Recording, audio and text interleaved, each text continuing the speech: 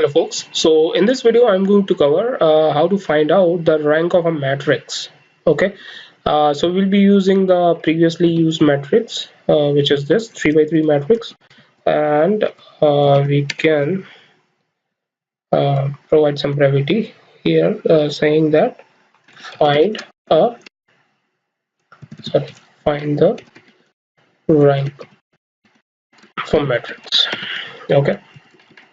And the way we do it here is, so np dot alg dot matrix underscore rank, and then the name of our matrix, which is matrix. Okay, and then hit shift enter. Okay, so you can see the rank of this particular 3 by 3 matrix is 3. Alright guys, so this is it for this video. I will be covering next topic in the upcoming videos, so keep on watching and hit like and subscribe button if you like this video. Thank you.